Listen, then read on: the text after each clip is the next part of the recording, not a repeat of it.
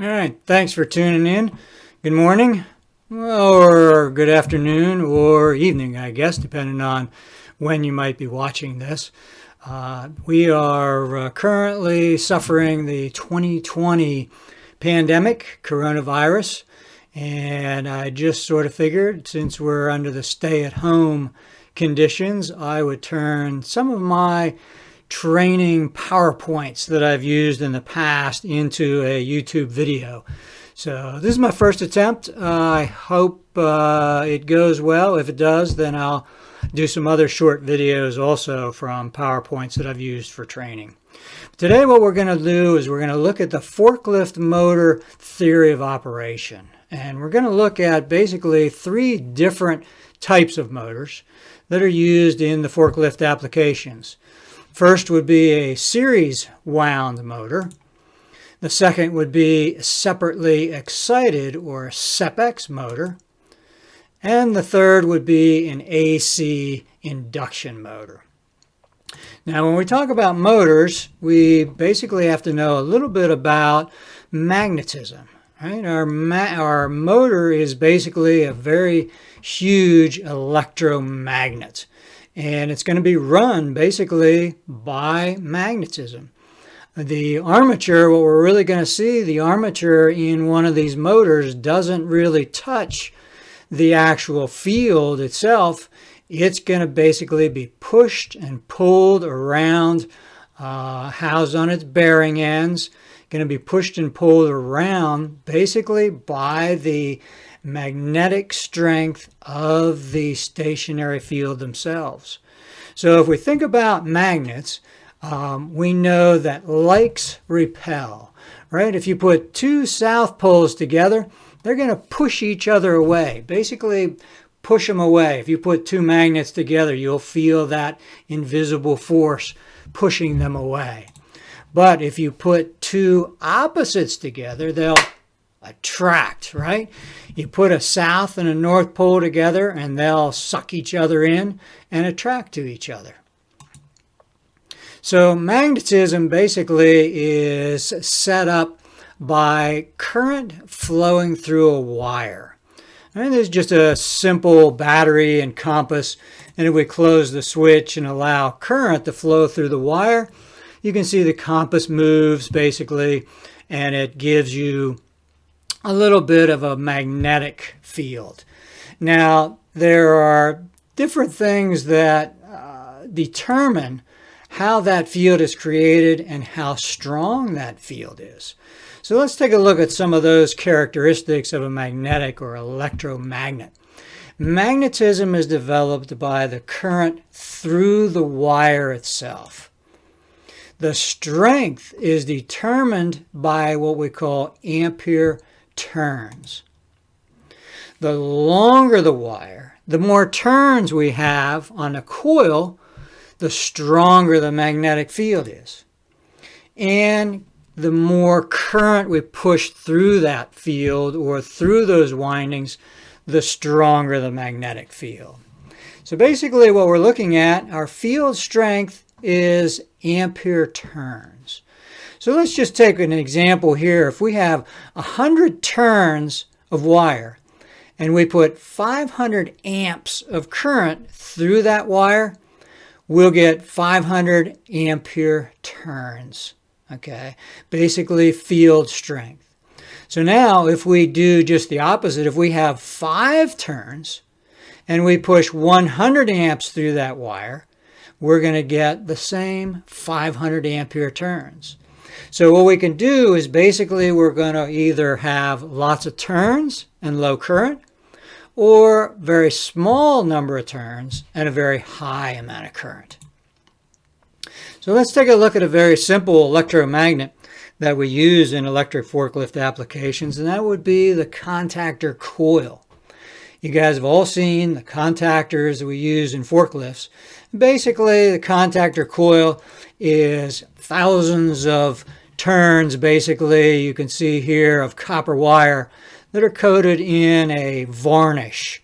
All right, they don't use the large rubber jacket, insulating jacket. But this wire is coated in a very thick varnish so that this isn't really just a big ball of shorted wire, right? Each one of those windings has to be separate from all the others. So, and that is what creates the magnetism. Now, if we take a look at just a simple auxiliary contactor or single contactor, we have our tips that are open currently, and then we have our typical coil down below here.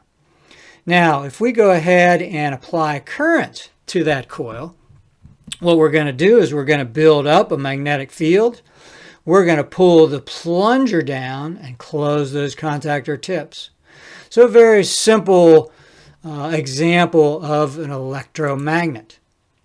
Now, the two types of DC motors that we're going to look at, which are most common in forklift applications. The first one would be a series wound motor, which is a very good, very high torque motor for a forklift application.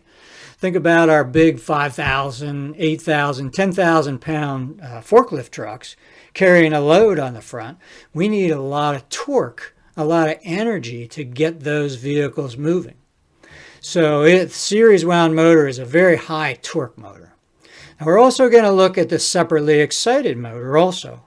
So they're a little bit different and they're controlled a little bit differently. So let's take a look at some of the parts of each one of these motors. So each one of these motors is going to have a stationary field winding. They're also going to have rotating armature windings. They're also going to have brushes that make contact with the rotating armature on what we call the commutator on the back end of the armature. So let's take a look at just a standard forklift motor. Here you can see, here we have, these are the stationary field windings. And you can see we have 4 windings, which is pretty typical for our forklift applications. And here you can see the winding close up. This has many turns of wire on it. Now we also have the rotating armature winding right here. This is the armature that's going to rotate through basically the stationary field. Here you can see these are very heavy, multiple heavy armature windings. And here's a look at the armature, and here is the commutator on the back. This is where the brushes are going to make connection with the motor itself, or with the battery itself on this back here. Okay. And here you can see all the different armature windings coming through. These are all separate armature windings that basically connect. Here you can see them here. This is the larger armature windings that connect to each separate commutator winding here. So when this rotates, all right, in different directions, the brushes will contact certain spots on this commutator, basically sending a current through the armature windings and basically setting up a magnetic polarity either north or south so that it will either attract or repel from the series windings. Now here you can see the brushes. The brushes are basically made of carbon. You can see the brush here, material, riding on the commutator itself. Now as the brushes run on those commutators, they're going to wear down. Okay, it's just carbon, it'll wear down, it makes a good connection. You also have springs. Here you can see the springs that basically as those brushes wear down, they're going to push those brushes down so that they make a good tight fit on that commutator. All right. So now let's take a look at our first DC motor, and it is our series wound motor. Okay, it has, again, typically 4 stationary field windings. The armature for a series wound motor, the armature is in series with the field itself. So that means the high current is going to be in both field and armature. Now, when we're talking about a forklift, we're looking at maybe, depending on the size of the truck, could be maybe 400 or 500 amps of current. Okay, so we're going to be having possibly 500 amps of current flowing through the armature and the series field or the stationary field windings. You can see here are the field windings. There are very few field windings. Okay, so you've got heavy field windings, very few turns of wire, because we're going to pass very high currents through that field. All right, so this is a series wound motor. Now you can see the armature windings are also very large because we're also going to be carrying that kind of current through those windings. Now the separately excited or shunt wound motor is a little bit different only in the respect with the field windings. In the field windings for a separately excited motor, we have small field windings, but many, many turns. Look how many turns we've got on those fields. Here you can see them here. And again, we have 4 basically stationary field windings. We're going to have armature and field are going to be controlled separately. We're going to have high current in the armature, but very low current in the field itself. Because we have more windings, we need less current to build the same magnetic field.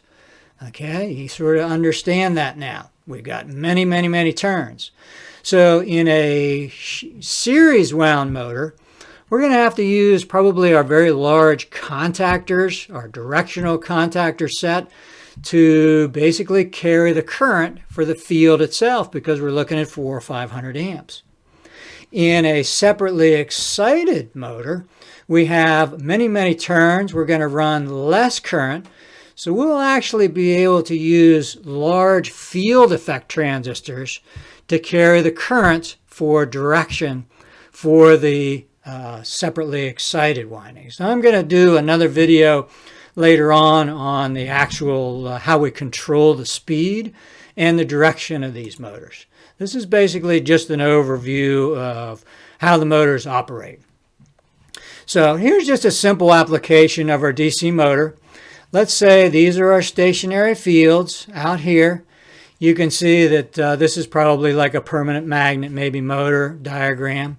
But let's say that our stationary fields, and we have 2 here, let's say this field is north, this field is south. And let me go back here once. I want to show you again. Generally, when we have 4 fields like this in either a separately excited or a series wound motor, these fields are going to be opposite in polarity. So this may be north, this would be south, this would be north, this would be south, and then right around again. So they're all going to rotate, they're all going to be opposite in polarity. So let's take a look here. Here we have 2 fields. We're going to have a north pole and we're going to have a south pole. And remember, those are magnetic poles, basically. All right, it's going to be electromagnet current flowing through those series fields to set up a north and a south pole. Now we're also going to have current flowing through the brushes and through our armature windings, right? Back through and then back through the armature again. So now what we're going to do with our armature windings, we're going to set up this field here as a north pole, right? So 2 norths are going to basically repel each other. So this being north here, it's going to push that armature around and attract it to the south pole. Once it gets to the south pole, we're going to turn this armature winding into a south pole. It's going to be pushed away the south, so on and so forth. And I know this shows direction of rotation just the opposite, but that's basically the way we're going to do it. We're going to, any north pole here is going to be pushed away by our field, basically, which is going to be north, and basically keep that motor rotating, because the armature polarity is basically going to change and rotate as we rotate the armature itself. So here again, just simplified, here's your north and your south pole. You can see the armatures are going to be separated. So as it rotates, it will change polarity so that it is basically the same polarity once it reaches the south pole The armature winding will be south. It will push that away, be drawn in by the north. Once it gets over here, it'll turn into a north, be pushed away, and sucked in by the south. So now, just a simple idea here. You can see here's your armature windings, many separate armature windings. And again, we have two field windings right here. All right, these are our stationary field windings, south and north. Now, as you can see, we're going to basically, as we rotate this armature within this field, basically, we're going to constantly change the north and south poles as it rotates because of the brushes itself. And again, I'm rotating in the opposite direction, but it really won't matter. But really, the one thing I want to show you here is notice this field here. These arrows show the direction of current flowing through that particular field coil. Now notice on the other side, it actually flows in the opposite direction. And the direction basically in the field itself, the direction determines the polarity of the windings. Basically, the north and the south poles are determined by the direction of current flowing through the conductor or the wire itself. And that's how we accomplish direction, which we'll talk about in another video. Basically, we're going to push current through either the series field or the separately excited field in the opposite direction, creating a different polarity, creating a south or a north pole in that field winding. So here again, you can see how these windings, the current flows in this direction on this side, current flows in this direction, setting up a north and a south pole. Now when we do directional reversal, what we're going to do is we're going to actually reverse the current in this side, which is going to push current through this way. On this side, we'll have current flowing down through the opposite way. This will turn into a south pole. This will turn into a north pole, and that's how we change our direction. So if we look at a very simple series wound motor, you can see we have the motor armature, which is very simplified here. It is basically, if you remember, many windings, basically that heavy wire. And here is the series field, basically 4 different fields, but we've shown them all together here. All right, so if we allow our battery to connect to the armature and the series field, basically what we're going to have in this diagram basically is full speed ahead, right? We're going to have full speed and no direction. But what we are going to have is we're going to have very high currents. We could, again, have maybe 500 amps of current flowing through the armature, through the series field. The higher the current, the faster the motor is going to operate. All right, we're going to have higher torques and higher speed. And we'll get into, hopefully, in another video, if this one works out okay, I'm going to get into how we accomplish direction and then also how we accomplish the actual motor speed. All right. Oops. Sorry about that. Okay, next slide. All right, so this is a simple diagram of the separately excited or a shunt wound motor. Okay, separately excited or shunt motor. Here you can see the armature is separate from the field itself. And what we're going to do to control the field current or the field direction, we're going to use field effect transistors. These are field effect transistors that are basically setting up what we call an H-bridge. So that we'll have current flowing through one field transistor, through the field, down through another transistor and back to battery negative for one direction. And in the opposite direction, we'll have current flowing this field effect transistor through Q3, through the field itself again, and through Q4 back to battery negative.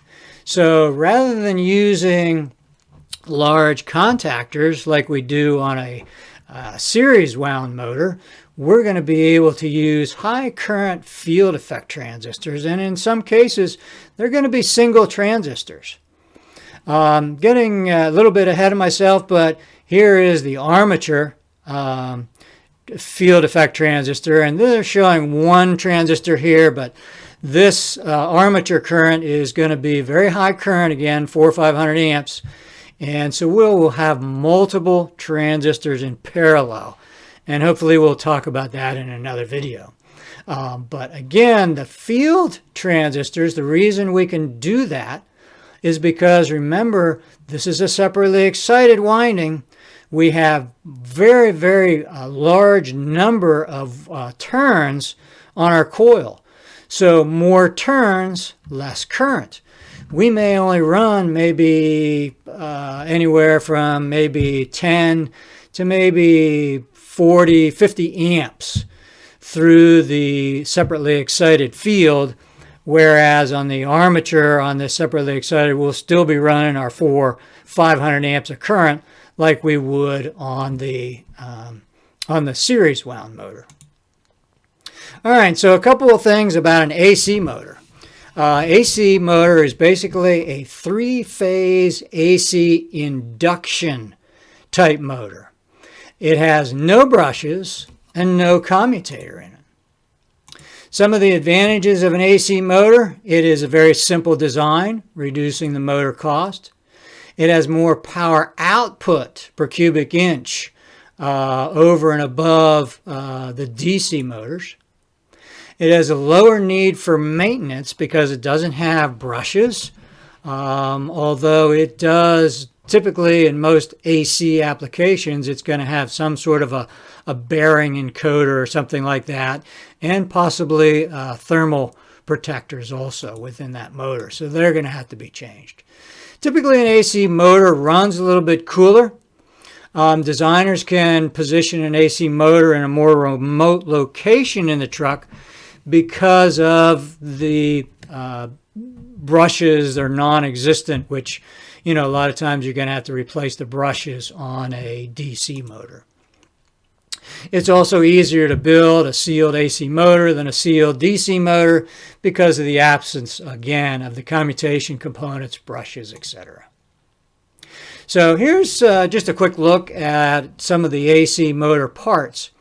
The AC motor, again, is an electromagnet.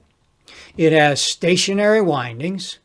It is a three-phase motor, so you have a U, V, and W. All right, that's the way they're labeled. Now, why they ever came up with U, V, and W, I have no idea. I've researched that, and I really don't know why they picked U, V, and W. It's just something that probably was in the original patent. Now, the U, V, and W phases are basically 120 degrees apart. An AC motor, generally for forklift applications, runs either 2 to 8 poles, and we'll look at that a little bit later on here.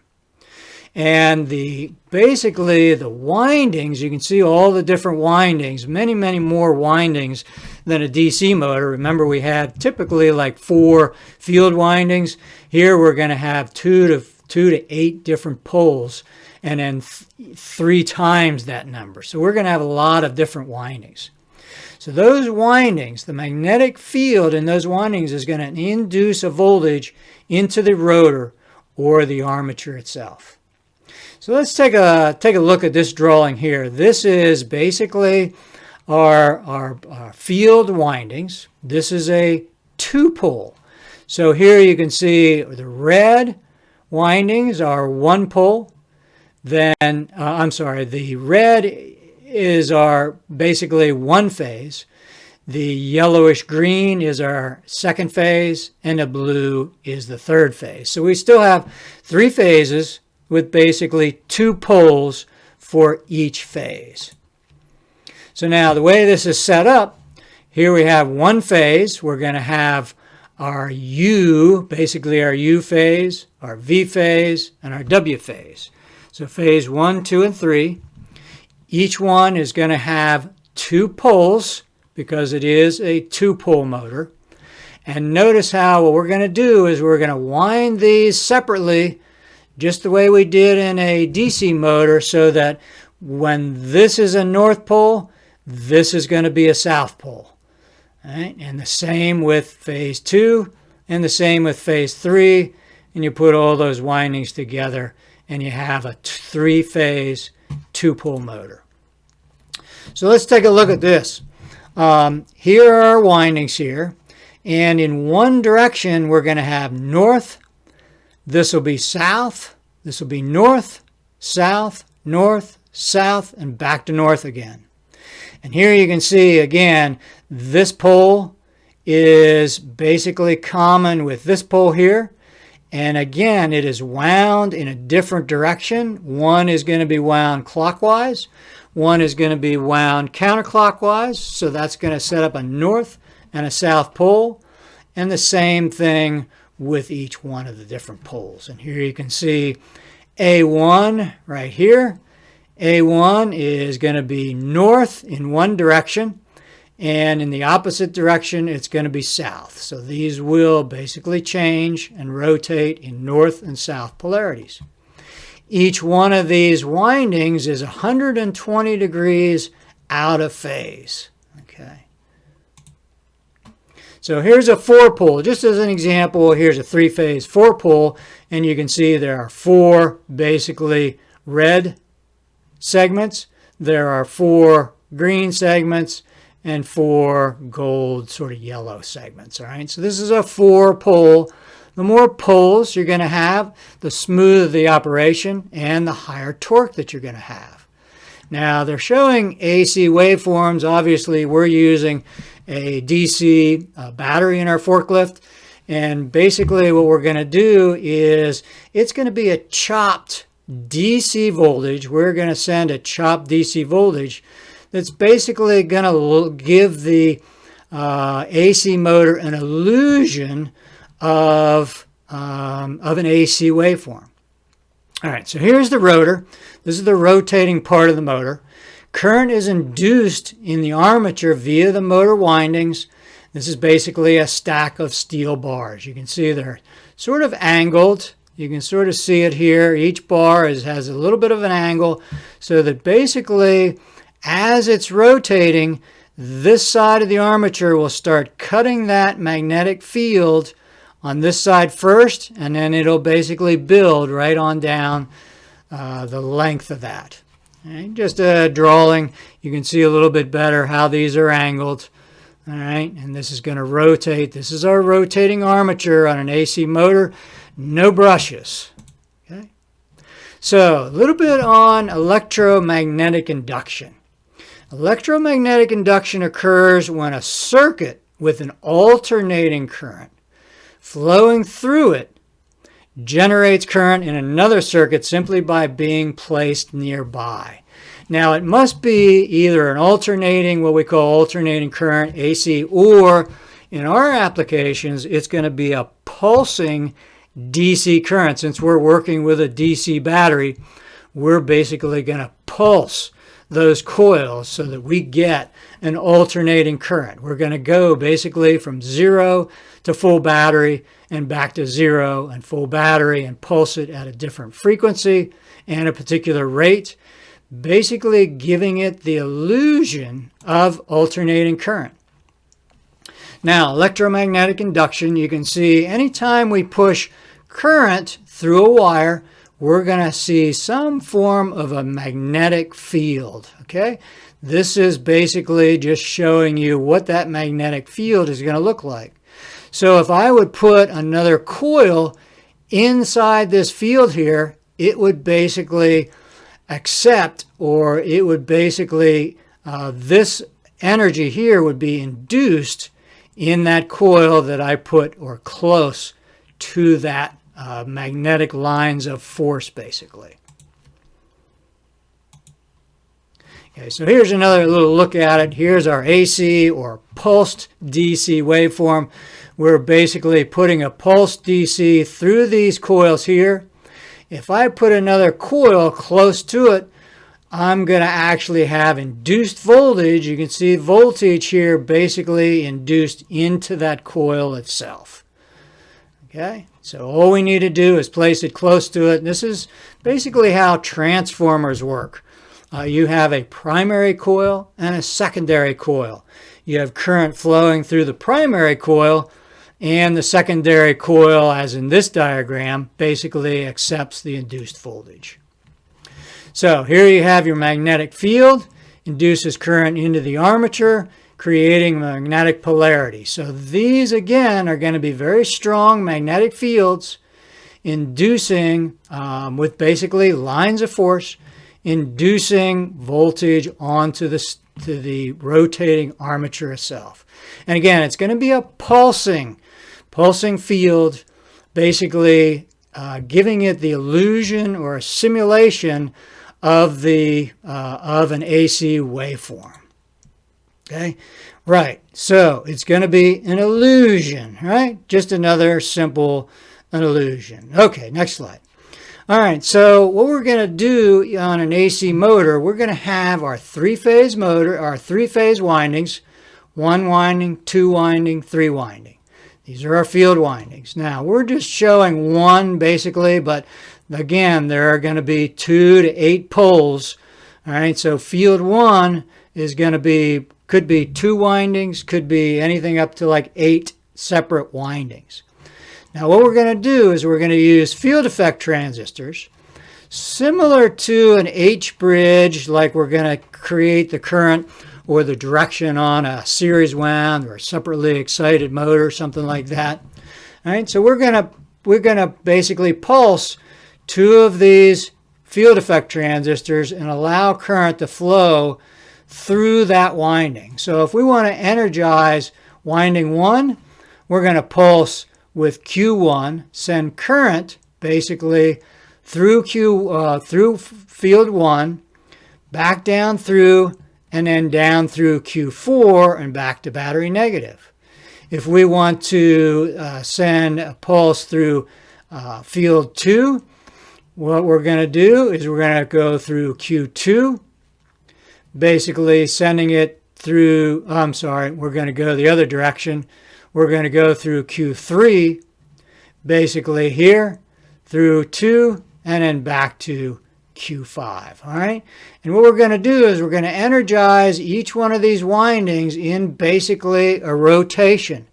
So what we're going to do is actually pull that armature around through that magnetic field, all right, and make that armature rotate right around. All right, so we'll get into another video, hopefully a little bit more on how we pulse for basically on an AC motor and also DC motors, separately excited and series wound. And hopefully, if this video goes well, we'll do that. So I just wanted to end here with something a little bit fun here. I do this in a lot of my classes. So basically, if you look at this phrase here, this is just sort of a fun little thing.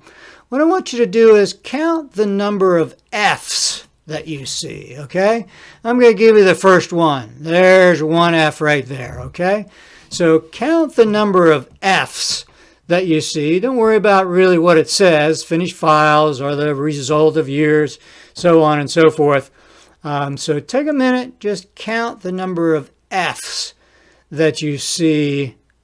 And usually it takes a little while. Okay, I can tell you the first time that I looked at this, I looked at it for quite a while and still didn't see all the F's. So how many did you get? Did you get 3 F's? Most people get 3 F's. Did anybody get more than that? How about, did anybody get 4 F's? Okay, how many got 5 F's? If you got 5 F's, you're doing pretty good, but there are actually 6 F's, and not everybody gets them. There are some people that do get them, but not everybody gets all 6. And here you are, here's all 6 F's. Most people get the normal F's, okay, at the beginning. For some reason, we tend to see these as V's, of. For some reason, our brain sees these as V's, and they don't usually see it. So there are your 6 F's. All right, so just a little fun thing to end this training session. I hope you got something out of it. I appreciate you watching. You can visit us at forkliftelectronics.com. We have some things on the website there, some sales, some just fun things, some educational things. So hope you had a good time. I hope you got something out of the video, and thanks for joining us.